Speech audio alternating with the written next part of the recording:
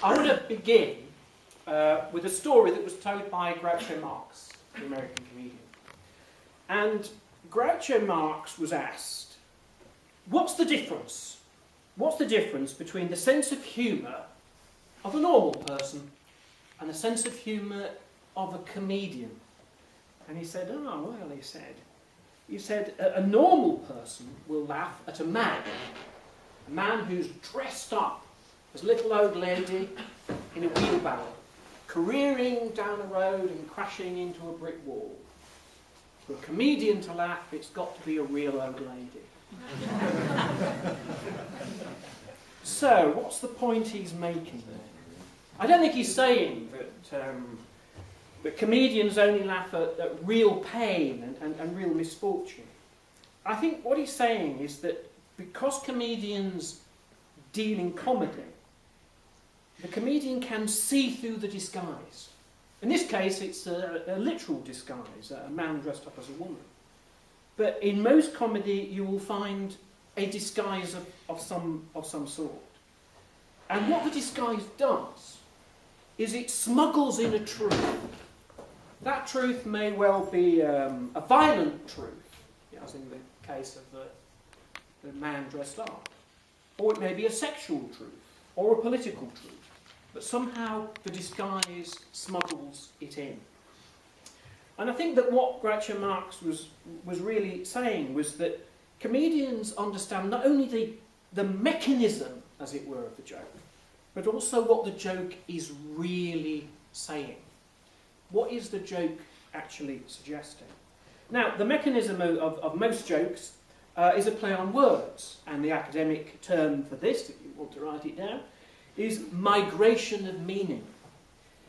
But basically, what you have is, depending on the context of the word, you will obviously find a different meaning.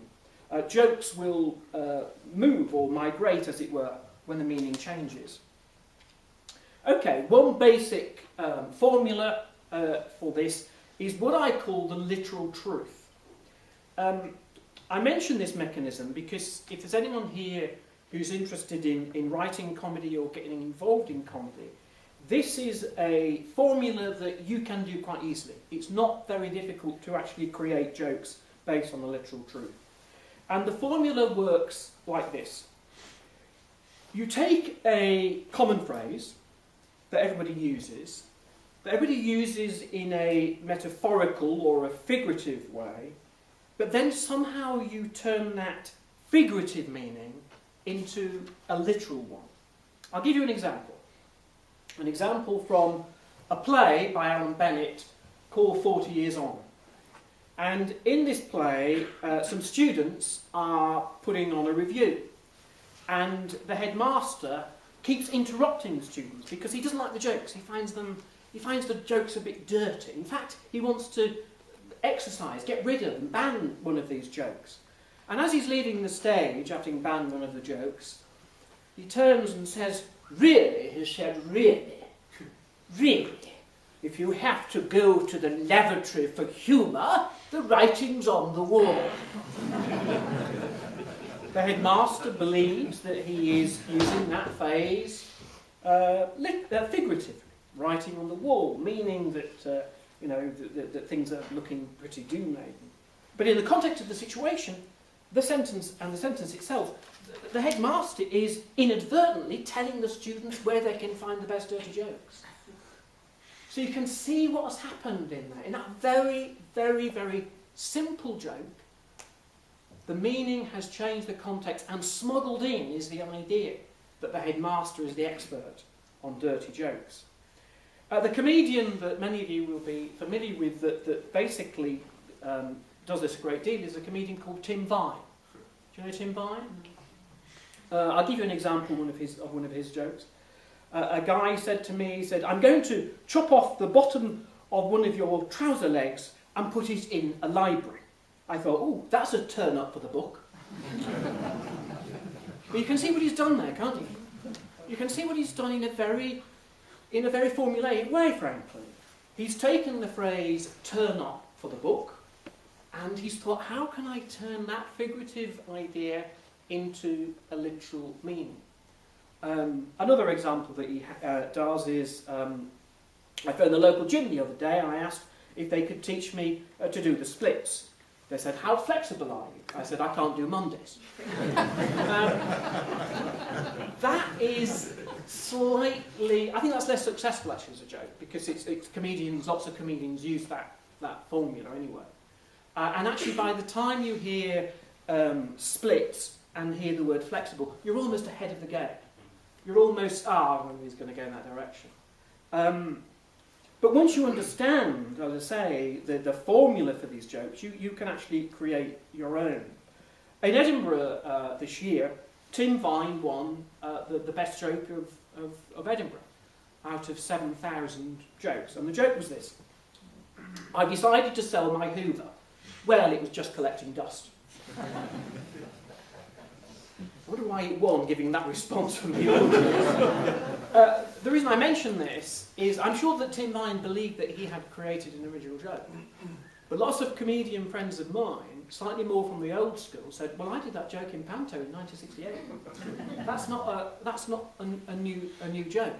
But you can see how that joke was created. But we're getting a bit ahead of ourselves. Because what I want to do now is actually to take us all back to when we first laughed. As a human being, when did you first laugh? And I want to answer that by going back to when we are babies. And remember, we learnt to laugh even before we learnt to talk. Now, the best way to get a baby to laugh is to play a game called Peekaboo. And basically what happens in Peekaboo is that babies have at a certain age, quite a young age, have very limited spatial awareness. And basically what this means is that in practice, if you put your hands in front of your face, in front of a baby, the baby doesn't understand the concept of behind. He has no concept of behind. So when you suddenly appear again, it's as if you've disappeared and suddenly appeared. So what you do is, you put your hands in front of the face, mummy or daddy, but it's new mummy. Mummy puts the hands in front of the face, baby looks worried because mummy's disappeared. Suddenly the hands are released, mummy's suddenly there, baby's happy and laughs. And normally, of course, the mother is laughing at the same time. So what we have here is the very first key word, if you like, of this talk, and that is the word surprise. Obvious in a way, but it's a very key word in comedy. And the other is release. At least in this sense of release, of relief, because the baby is quite pleased that the mother is back. Also in the game of Peekaboo, as I said, the mother is normally laughing at the same time. So the baby laughs, the mother's laughing, and everybody's laughing. But I want to come back to that idea a bit later. Anyway, for now, let's stick to the concept of surprise. Or another way of saying surprise is reversal. Reversal of the expected outcome. I would say that at this stage of a baby's development, and I've read some research on this, I'm not doing it, but I've read some, I would say that I don't think the baby has any sense of comedy. Nor a sense of humour, but what it is developing is a sense of fun in that surprise. In comedy, surprise then is your first and very basic comic technique. What happens in most jokes is that you are taken down one path, a certain expectation is set up, and suddenly there is a reversal of that expectation and you are surprised. If you want the academic terminology, you migrate to an unexpected meaning, giving rise to surprise and, of course, laughter. Which brings me to, I don't know if you know this term, lots of comedians use it, the rule of three. And it's known as the rule of three in comedy, because basically what you have in the rule of three is you have one idea that establishes, one idea that reinforces, and a third that will surprise you and take you in a different direction. They're less common nowadays because you don't get them on television, but you'll get a Jew, a Catholic and a Protestant went on a train journey, or you will get an Englishman, an Irishman, and a Scotsman, whatever. And what basically will happen in that joke is you'll take racial characteristics from the first, racial characteristics from the second, and on the third one there'll be some sort of twist. I'll give you an example. 2 Englishmen, 2 Americans, and 2 French people were left on a desert island for about 20 years. And after 20 years, they came back to the island. And they went to the first island, to the American island, and on the American island, there was Burger King, there was McDonald's, there were all these fast food chains with neon lights. Oh, it's really interesting. So they go on to the next island, the French island, and there is these wonderful 5-star Michelin hotels, smells of garlic, frogs jumping about and all that. Oh, that's very pleasing. So they go to the third island with the 2 Englishmen. And the 2 Englishmen are still sat on the beach. And the guy said, well, what's the problem? And one says, oh, we haven't been introduced. 2 things I'd say about that. The whole fast food thing was a complete red herring. That is guiding you down an idea, oh, this joke's going to be about British food. The joke wasn't about British food. The joke was really about the nature or the perceived nature of what it's like to be English or British, that rather reserved nature. They haven't been introduced. Manners in English society is key important. Maybe in 20 years that joke won't work, because the English perception of what is English will have changed. It's a racial joke. I don't think it's racist, but it's certainly a racial joke, but it's looking at the nature of what it's like to be English. Sometimes these formats become so familiar, you get versions about the mechanism itself. For example, an Englishman, an Irishman, and a Scotsman went into the bar, and the barman said, "Is this some sort of joke?" And interestingly, when President Obama spoke at Westminster Hall a couple of years ago, he began his speech by saying, only three people have spoken at Westminster Hall before. The Queen, Nelson Mandela, and Winston Churchill, which is either a very high bar or the opening of a very good joke. Interestingly, you laughed less the second time, because actually it's the same joke. Comedians, I was listening to, I've worked with John Cleese, and he's a miserable bugger, to be honest, but and one of the reasons I think he's a miserable bugger is because he spent his life in comedy, and almost nothing he was saying now makes him laugh, because he hears comedians and he just knows what they've done. He sort of knows all the formats, he knows how the rules, and so when I hear that line that President Obama said, ooh, excitement. There's a little flash there, I'll just let you know that. In a sense, that's the downside of being a comedian. Lots of comedians never laugh at jokes. They'll listen to a joke and say, that's very funny. They won't necessarily. Anyway, I'm digressing. And worse, I'm digressing without laughs. So I'll move on. Oh yeah, a very quick rule of 3 joke. It doesn't have to be very elaborate, but this is a rule of 3 joke. It's about a Christian. It's about a Christian guy who had 3 daughters. And you can tell when he lost his faith because they were called Faith, Hope and Doris. The credit to that should go to David Lodge. It's in one of David Lodge's Catholic novels. But you can see how the very simple rule of 3 operating in that sense. So, another quick point about the rule of 3. One is, it's based on the mathematical principle, the need for 3 to create a series, and 2, technically, what laughter is the release of tension in the throat. So you need the first section and the second section. That actually builds up the tension, which you need to physically create the laughter. Let me move on. To the next stage, I think, in comedy, when you're young, is as a toddler. There's a moment when a toddler sometimes just falls over, trying to walk but can't.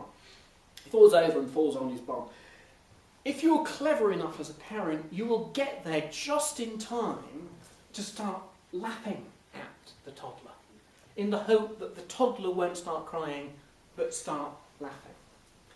So what you have here, and it's learnt as this, it's not instinctive. I think the peekaboo is more instinctive, this is more learnt. What you have here is the baby or the young toddler thinking one response to failure and pain is to laugh. That's what you do. That's what mummy and daddy is showing you to do, because they're doing it. Often it doesn't work and the baby cries anyway. But what you also have here in this situation is bonding, social bonding. The child is encouraged to laugh by the parent laughing with him. But let's actually concentrate on this idea of laughter being some sort of a coping mechanism to deal with failure. It is, I think, a key word here is release. And it actually quite complicated ideas, because as grown-ups, we use laughter to cope with failure. And sometimes, I think, we use laughter to celebrate failure. Let me give you some examples. There's two ways of laughing at, for example, the Chuckle Brothers, or Laurel and Hardy, or Wile E. Coyote and Roadrunner. And how you laugh depends on your own personality and the way you look at the world. The first way of laughing is to see what's happening to Laurel and Hardy, or the Chuckle Brothers, or Wile E. Coyote and the Roadrunner, and think, oh God, life's like that, isn't it? Ain't life like that? Something similar happened to me. I dropped something, then, oh, life's like that. And then you laugh. And in a way, you're laughing with them. The second way of thinking is, God, they're idiots. I'm glad I'm not an idiot like that. He's a real idiot, but I'm not. That way, you're laughing at them. So when people make distinction between laughing with and laughing at, I think there is the two distinctions. And that, frankly, depends on your own personality. Dame Edna, of course, has that wonderful phrase. I'll quickly do the impression. I have a gift, I do. I have a gift, and that is the ability to laugh at the misfortunes of others. And what you have with Dame Edna is cruel comedy. That's really cruel comedy. I have no problem with it, but that is really cruel comedy. Which leads me to another key aspect of comic theory, and that is superiority, or a sense of superiority. Laughter gives you a sense of superiority over the person you are laughing at. And that happens in all sorts of social groupings. And actually it creates a social hierarchy as well. So as I say, you can laugh at Laurel and Hardy and share what's happening with them because it's happened to you, or you just think they're complete idiots. Okay, let's forget Laurel and Hardy, but let's now move that idea of superiority on to look at Irish jokes. Or in Ireland they call them cavemen jokes. You don't get Irish jokes in America, but you get what is known as Polack jokes. They're all the same jokes. They're about people who are perceived to be stupid. Freud said that these sort of jokes exist to maintain the status quo by ridiculing deviant social behaviour. Henry Bergson, the philosopher, said that laughter in this sense is a corrective. You're there actually to correct abnormal behaviour and bring it back, as it were, to normality. Personally, I think that the most successful British sitcoms, for example, over many years, has a slightly warmer aspect. The key is about failure. Most British sitcoms are about failure. The Dad's Army, Fawlty Towers, Only Fools and Horses, The Office to some degree. The Office is slightly more cruel, but it seems to me that the most popular sitcoms of British history have all depended on the failure and a warm sense of failure, because we know guys like that. The ultimate comic failure, I think, is in the plays of Samuel Beckett, where the failure is bleak. But I just want to go back to Roadrunner and Wile E. Coyote, because when I was young, I used to love Tom and Jerry. I never really got Wile E. Coyote and Roadrunner. As I've got older, that changed round. Because I look now at those cartoons and they're my favourite. Because Wile E. Coyote is so clever. He is so inventive. And Roadrunner is so stupid. But guess what? With the battle between Tom and Jerry, you know, they're both inventive. Roadrunner doesn't do anything. He just runs. It's so annoying. And Wile E. Coyote is so clever. And it's fortune. It is fortune, not the intelligence of Roadrunner, that causes the problem. And he always fails. Relentless fails. And I suppose as I've got older, I've learned to laugh more at that sort of failure than I did when I was younger. Anyway, we've looked so far at babies laughing and toddlers laughing. Let me introduce a slightly new concept. And I noticed this when my niece was about 7 or 8. And my niece was about 7 or 8, and she loved grapes. And she was eating some grapes like that. And she finished the grapes, and then she turned the thing upside down and said, "Look, a tree." What she had done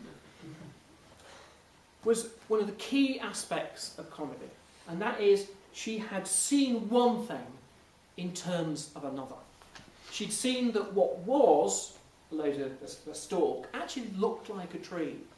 And what you have here is, in the academic terminology, a concurrence of meaning within a biformity.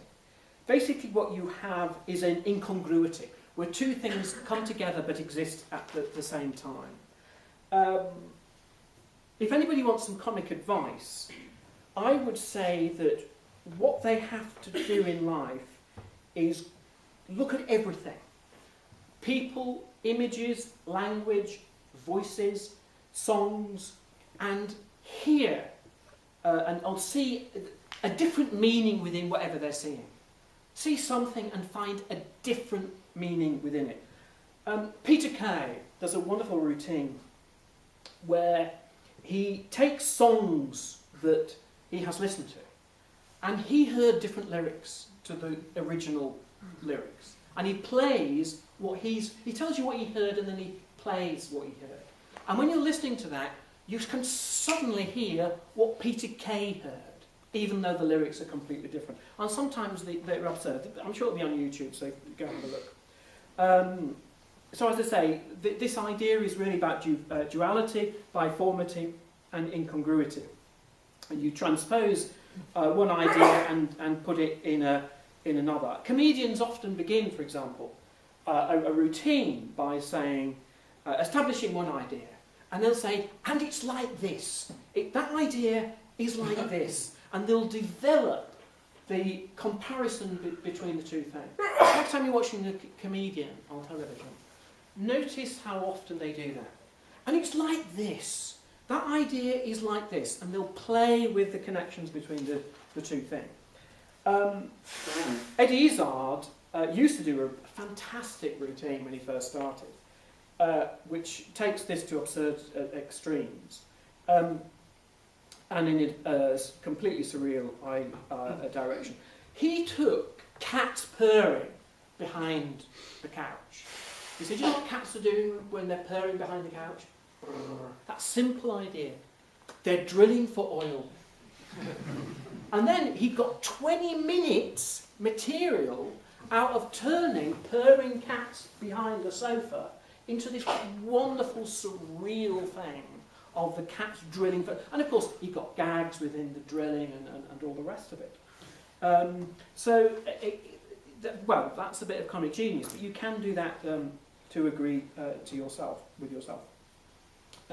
So as I say, what's important is the ability to make connections between things that are disparate and incongruous. I want to change direction for a second and forget about babies and toddlers and so on. And now ask, when was it that mankind first laughed? Well, we have to be speculative. But one theory is that the noise that we make when we laugh in very, very early development was actually a noise that said danger was over. I'll offer you a very quick scenario.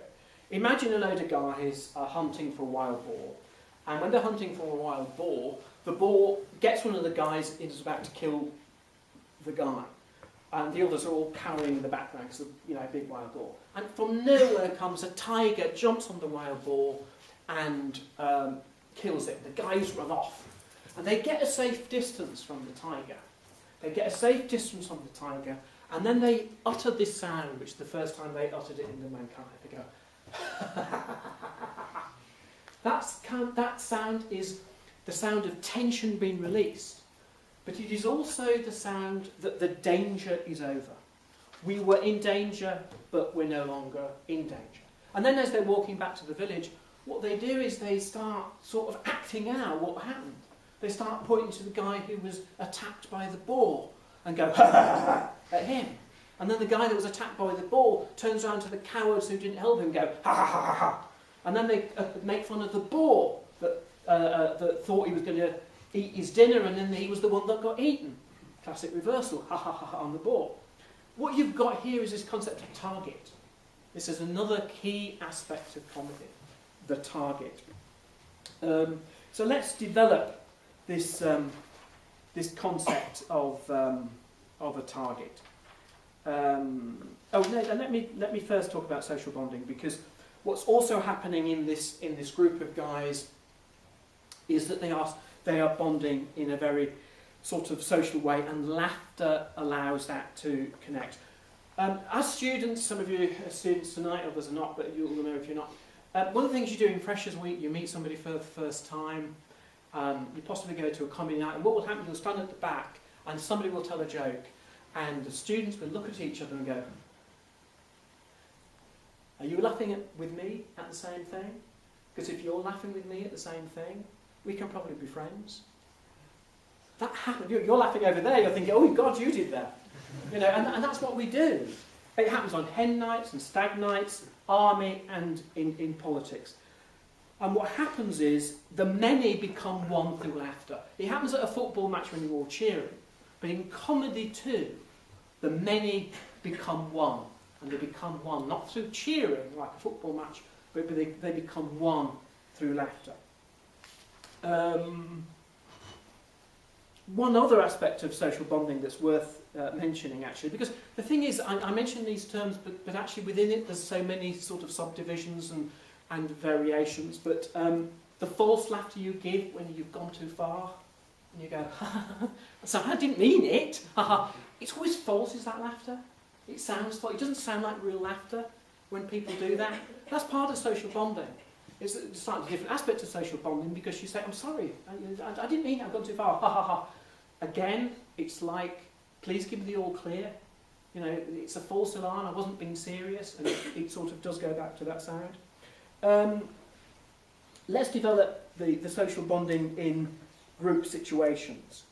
Politicians very famously use self-deprecation to make fun of themselves, which allows them then to target others. But social bonding, there's a great scene actually in Goodfellas, which is all about social bonding. And it's when Joe Pesci is telling a very funny story. And everybody's laughing. You remember the scene? Everybody's laughing at this scene. And at the end of the scene, and all these the mafia guys are all laughing, and Ray Liotta turns and says, oh, you're a funny guy. And then Joe Pesci said, what? What did you say? I'm a funny guy? You think I'm some sort of clown? And the whole atmosphere completely changes. And you know, there's a bit of character going on there with Pesci. And you realise that that isn't quite what normal people do. And then he said, I got you, and then they all laugh again. But what's going on in that scene is social pecking order. Joe Pesci is establishing where he is and actually essentially keeping Ray Liotta down. It's a very good example of sort of seeing social bonding with laughter. In a group situation then, if you're with friends on a night out, whether it's a hen night or a stag night or any sort of night, you can make fun of your friends. That's part of the deal when you're a group. supposing some guy or some woman or whatever comes over and starts making fun of somebody in that group, saying the same thing, then you will sort of turn on the guy. Because the basic principle is it's okay to make fun of the people in your group, but not from outside. This takes us on to a much bigger principle. Blacks tell joke about blacks. Gays tell jokes about gays. Jews about Jews. But to what extent, this is really a question, to what extent is it the joke that matters over who is telling it? Personally, I think there's the logic of not being able to tell the same joke even though you're an outsider. If you're inside the group, you could tell it. But if you're outside the joke, you're not outside the group. You're somehow not allowed to tell it. I find that illogical, but some people find it morally objective. Probably my favourite comedian is a guy called Jerry Sadovich, who told jokes about everybody, and vicious and horrible they are too. But we sort of give him, he never appears on television, it's too dangerous. But in Edinburgh, he's adored in Edinburgh, and all comedians go, and he's fine about everybody, but and about himself too, and it's great. And I sort of prefer that really edgy side of comedy. But anyway, let's go back to looking at some targets. People, celebrities, politicians. You can attack professions, hate figures. It used to be estate agent, it's now bankers. It's sort of changed. Places, well, in this area it gets slightly dodgy in terms of sort of the groups you can attack or the nations you can attack. You can also attack ideas, target ideas, vegetarianism, capitalism, it doesn't really matter. What you will find, if you made a list of those things you attack, is a sort of a division between attacking up, and attacking up basically means you're attacking the royal family and politicians and the wealthy and those in power who are seen to be superior. You're attacking up your superiors, as it were. And those that attack down, people who have less power, people who are perceived to have a lower situation, the Irish and gays and women. It's interesting actually that the more modern school of comedy will attack up, but the old school, and I'm talking about old school in the 1960s, 1970s, they on the whole used to attack down. And there was suddenly in the 80s, in the early 80s, there was sort of this change around where comedy changed from making fun of the Irish and mothers-in-law and all the rest of it, to making fun of, which I did for a living for many, many years, politicians. I ask you a question here. When you're doing jokes like that, are you challenging perceptions or are you enforcing them? Or is there a bit of both that's going on? In a sense, the old school, I think, used to reinforce perceptions about the Irish being stupid and mother-in-laws being fat and ugly, whereas actually the more modern comedians, I think, tend to be more challenging of your perceptions. Another aspect of social bonding is observational humour, which works in a slightly different way. Michael McIntyre and Peter Kay are perfect examples of this. And basically what you get with both of them is shared observation. So Peter Kay will say, do you remember when? That will be his attitude. Or that Michael McIntyre said, have you ever noticed about roundabouts? And you go, oh, I share that, I share that. We all share that. Fascinating was I showed a friend of mine who came from a very wealthy, upper middle class background, what I found very funny, which was Peter Kay at Blackpool Tower. He hadn't a clue what was going on. Or every social reference, he just didn't understand. And he was absolutely silent. And actually, when you watch, if you put Peter Kay in the wrong audience, he'd die in his arse. He really would. Because basically we are all different, which brings me to the next part of the talk, which is the psychological theory of laughter. I make the basic point that it wasn't until after human beings started to wear clothes that people started to make jokes about nudists. And basically what I'm sort of saying is the psychological theory of laughter depends on our own repression, our own angst, and our own anxiety. In Freudian theory, the degree of repression or anxiety directly relates to the measure of laughter that arises from the joke. Or put simply, you tell me your favourite joke, and I'll tell you who you are. Ask yourself, what is it that really makes you laugh? And you'll find something about yourself if you are able to answer that honestly. And of course, psychological humour, not surprisingly, covers areas that involve sexual humour and scatological humour. I never get fart joke. I have never got a fart joke in my life. And I spoke to a friend of mine, Chris Barry, who was on Spitting Image. Great, lovely guy, lovely comedian.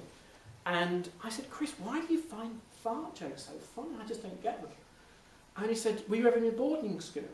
I said, no, I never went to boarding school. He said, well, there you are, you see. If you're at a boarding school, you've got 12 guys in the room, all farting. And all you do is spend all night laughing, and, you know, and it just never, and he said, that's why. And I sort of now understand, actually, why so many people I've worked with in comedy who come from that background find fart jokes incredibly funny. I never went through that, so, you know, it's not really my area.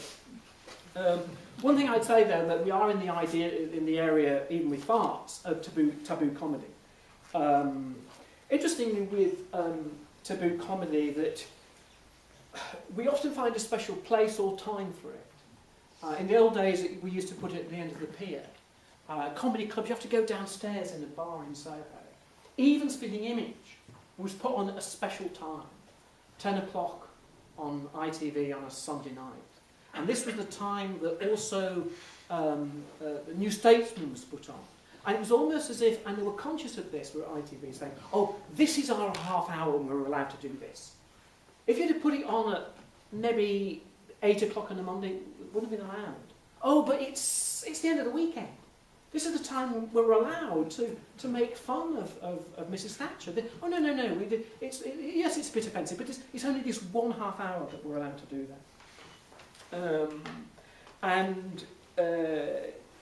As I say, I think that we sort of miss that because television is so sort of homogenous now.